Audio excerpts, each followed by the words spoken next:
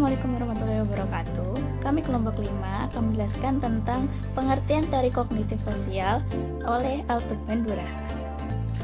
Albert Bandura lahir di Alberta, Kanada pada 1925, adalah seorang psikologi dan penggagas teori kognitif sosial.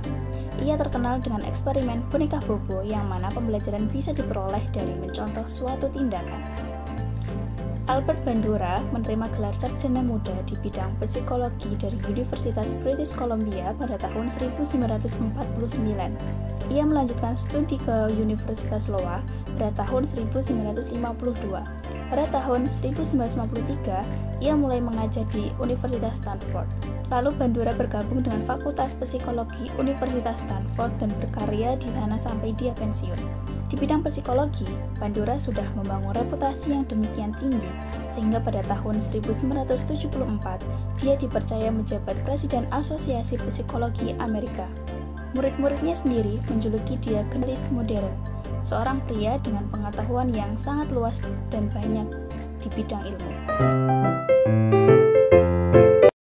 Yang pertama, pengertian teori kognitif sosial oleh Albert Bandura.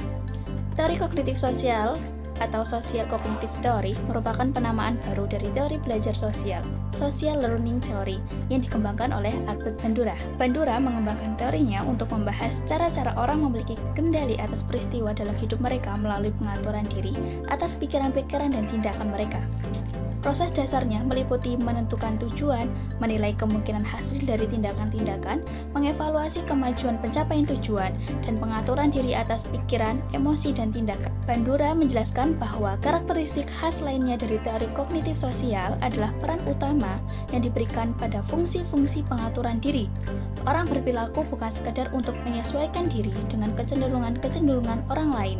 Bandura menghipotesiskan bahwa baik tingkah laku, lingkungan, dan kejadian-kejadian internal pada pembelajar yang memengaruhi persepsi dan aksi adalah hubungan yang saling berpengaruh atau interlocking, dan dari harapan dan nilai tersebut dapat memengaruhi tingkah laku. Karena melibatkan atensi, ingatan, dan motivasi, teori Bandura dapat dilihat dalam kerangka teori behavior kognitif. Penggunaan skill dan pengetahuan yang kompleks tidak hanya bergantung pada proses perhatian, retensi, motor reproduksi, dan motivasi, tetapi juga sangat dipengaruhi oleh unsur-unsur yang berasal dari diri pembelajar sendiri, yakni sense of self-efficacy dan self-regulatory system. Sense of self-efficacy adalah keyakinan pembelajar bahwa ia dapat menguasai pengetahuan dan keterampilan sesuai standar yang berlaku. Self-regulatory adalah menunjuk kepada: pertama, struktur kognitif yang memberi referensi tingkah laku dan hasil belajar. 2. Subproses kognitif yang merasakan, mengevaluasi, dan mengatur tingkah laku kita. Menurut Bandura, agar pembelajar sukses, instruktur, guru, atau dosen harus dapat menghadirkan model yang mempunyai pengaruh yang kuat terhadap pembelajar, mengembangkan self-of-mastery, self-efficacy, dan reinforcement bagi pembelajar. Hal-hal yang harus diperhatikan dalam penerapan teori belajar sosial adalah ciri-ciri kuat yang mendasari. Yang pertama, mementingkan pengaruh lingkungan. Kedua, mementingkan bagian-bagian. Yang ketiga, mementingkan peranan reaksi. Yang keempat, mengutamakan mekanisme terbentuknya hasil belajar melalui prosedur stimulus respon. Yang kelima, mementingkan peranan kemampuan yang sudah terbentuk sebelumnya. Yang keenam, mementingkan pembentukan kebiasaan melalui latihan dan pengulangan. Dan terakhir, hasil belajar yang dicapai adalah munculnya perilaku yang diinginkan. Sebagai konsekuensi teori ini, para guru yang menggunakan paradigma behaviorisme atau teori belajar sosial menyusun bahan pelajaran dalam bentuk yang sudah siap, sehingga tujuan pembelajaran yang harus dikuasai siswa disampaikan secara utuh oleh guru.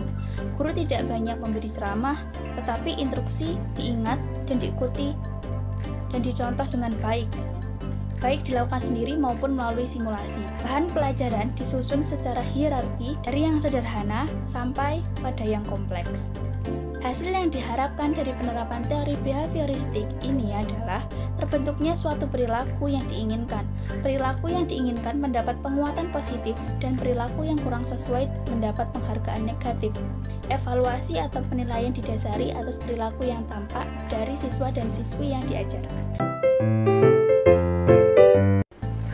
Motivasi belajar dan teori perilaku Bandura.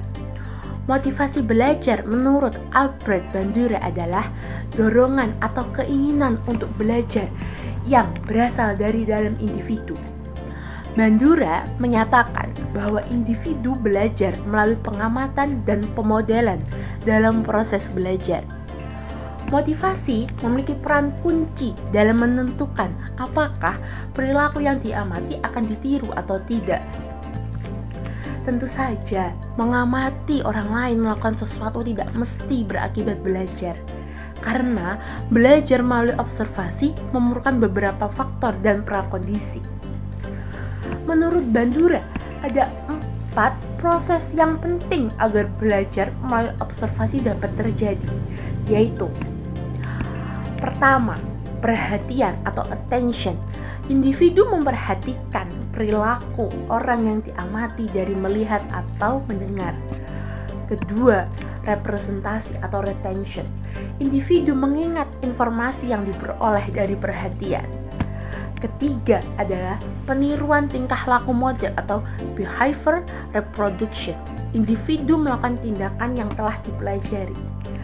Keempat adalah motivasi dan penguatan atau motivation and reinforcement. Individu memiliki motivasi untuk belajar dan mencapai tujuan belajar, serta menerima penguatan dan hukuman sebagai respon atau perilaku mereka. Setiap kali respon dibuat akan diikuti dengan berbagai konsekuensi. Ada yang konsekuensinya menyenangkan, ada yang tidak menyenangkan. Konsekuensi dari suatu respon mempunyai 3 fungsi. Pertama, memberi informasi mengenai dampak dari tingkah laku. Informasi ini dapat disimpan untuk dipakai membimbing tingkah laku pada masa yang akan datang. Kedua, memotivasi tingkah laku yang akan datang. Tingkah laku ditentukan atau dimotivasi oleh masa yang akan datang, di mana pemahaman mengenai apa yang akan terjadi pada masa yang akan datang itu diperoleh dari pemahaman mengenai konsekuensi suatu tingkah laku. Ketiga adalah penguat tingkah laku. Keberhasilan akan menjadi penguat sehingga tingkah laku menjadi diulangi. Sebaliknya, kegagalan akan membuat tingkah laku cenderung tidak diulang. Dengan mengaplikasikan teori Bandura dalam pembelajaran,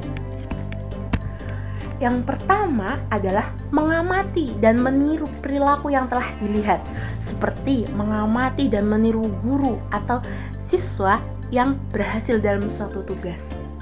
Kedua adalah memfasilitasi belajar melalui hadiah dan hukuman, seperti mengenai siswa yang tiba di kelas tepat waktu. Ketiga adalah memfasilitasi belajar melalui pengamatan dan imitasi, seperti mengamati dan meniru orang lain dalam berbagai kegiatan akademik, atletik, dan keterampilan musik.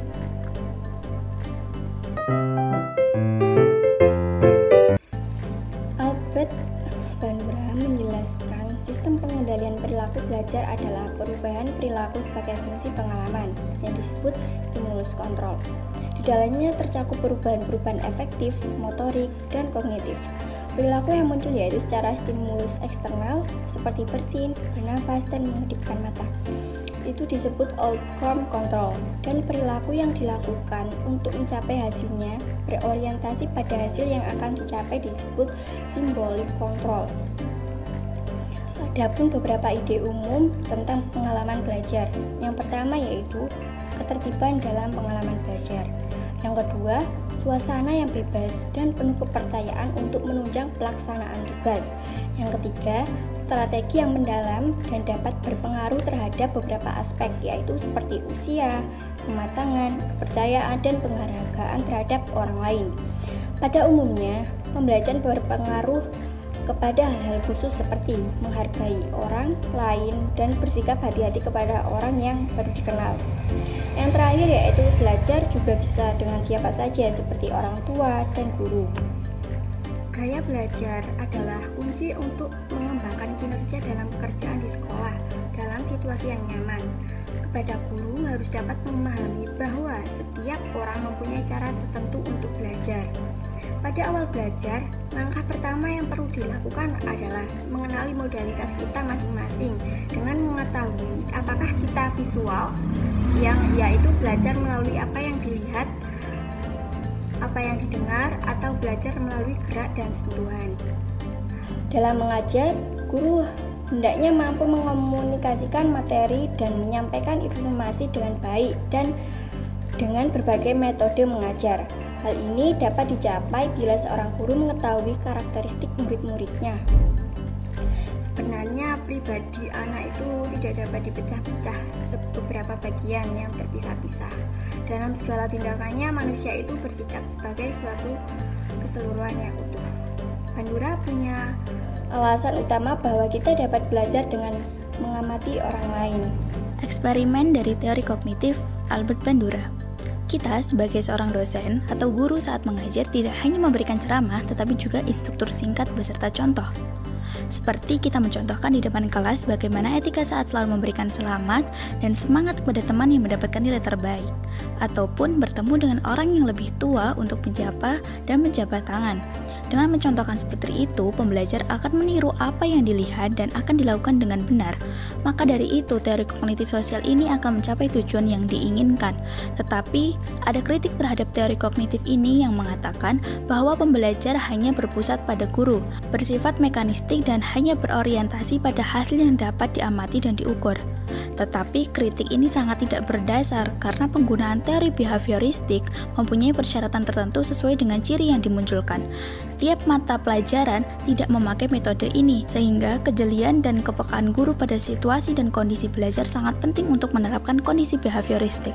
Dari percobaan tersebut dapat kita simpulkan, pembelajar cenderung lebih mudah meniru saat sesuatu itu dicontohkan daripada hanya dijelaskan. Dan kita sebagai guru harus lebih kreatif dan inovatif untuk membuat pembelajar tertarik dan ikut mencontohkan sesuatu hal yang telah diajarkan.